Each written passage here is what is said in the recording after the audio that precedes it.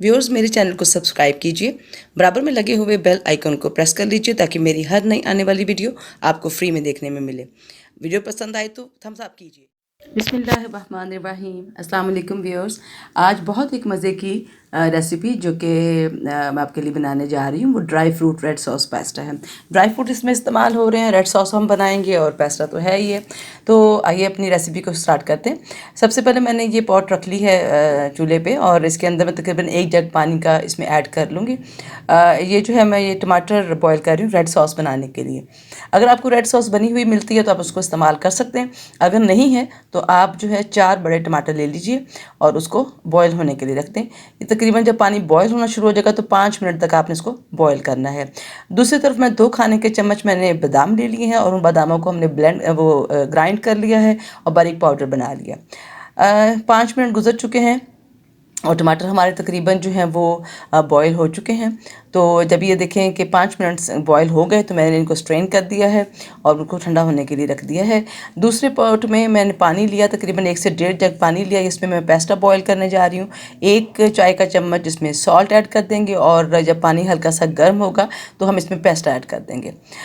थोड़ी सी वेजिटेबल्स को हमने रेडी करना है। मैं यहाँ पर 2 जो है कैप्सिकम यानी शिमला मिर्चें ले रही हूँ। उनके बीज को जो है वो आप निकाल दीजिए और उनको बहुत ही बारीक थिनली यानी फाइनली चॉप कर लीजिए।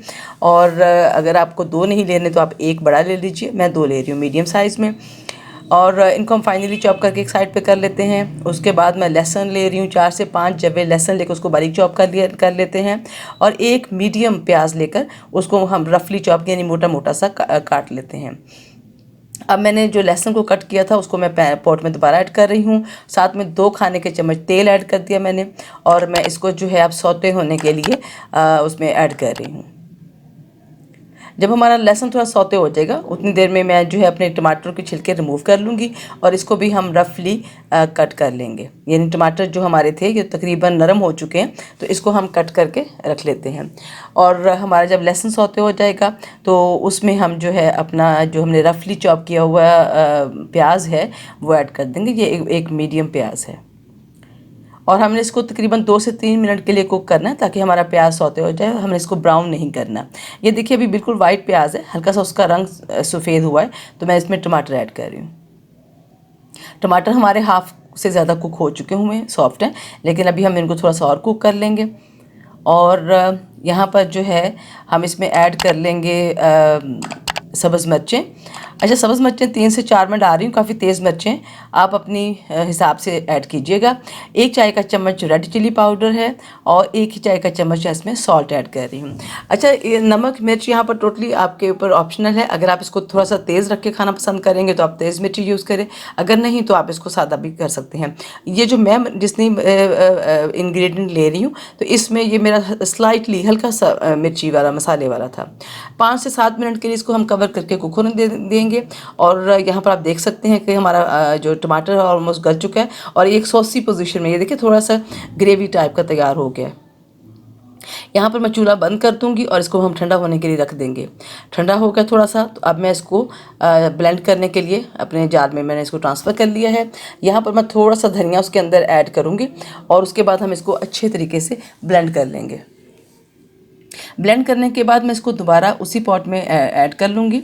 ये देखिए और ये इस शक्ल में आ गया है। यहाँ पर मैं इसके अंदर जो 2 खाने के चम्मच मैंने आलमंड लिए थे उसका पाउडर डाल दूँगी। जो मेरे फाइनली चॉप बहुत ही थिनली चॉप जो थे मेरे शिमला मिर्च कैप्सिकम वो हम इसमें ऐड कर देंगे, मिक्स करेंगे और उसके बाद हम थोड़े से स्पाइसेस यूज़ करेंगे जिनमें 1 चाय का चम्मच जो है वो ऑरिगेनो है और आधी चाय की चम्मच जो है वो मैं ड्राई पार्सले यूज़ कर रही हूँ।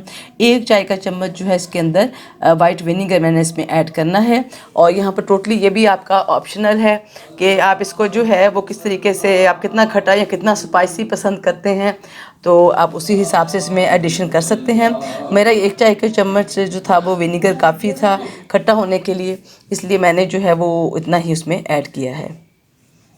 ये थोड़ा सा हमारा कुक हो रहा है। जब ये सारा मिक्सअप हो जाएगा तो यहाँ पर मैं अपना जो बॉयल एंड स्ट्रेन्ड पास्ता था वो इसमें ऐड कर रही हूँ।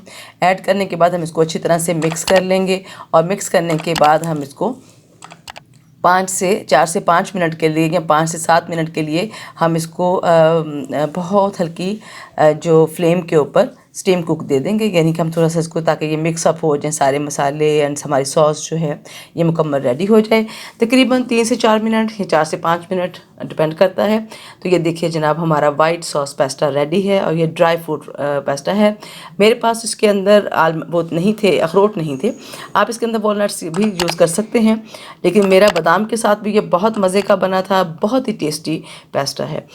इस पेस्ट्री को बनाइएगा, इस रेसिपी को फॉलो कीजिएगा और अपने कमेंट से हमें ज़रूर बताइएगा कि आपको ये रेसिपी कैसी लगी। पेस्टा फैमिली के अंदर ये बहुत ही अच्छी एडिशन है और बहुत मज़े की एडिशन है। नई रेसिपी के साथ इंशाल्लाह आपसे दोबारा बात होगी। अपना बहुत सारा ख्याल रखिएगा और मेरी रेसिपीज़ को ट्राई करते रहिए। मेरे चैनल को लाइक कीजिए, शेयर कीजिए और सब्सक्राइब कीजिए। अपना ख्याल रखिएगा। अल्लाह हाफिज़।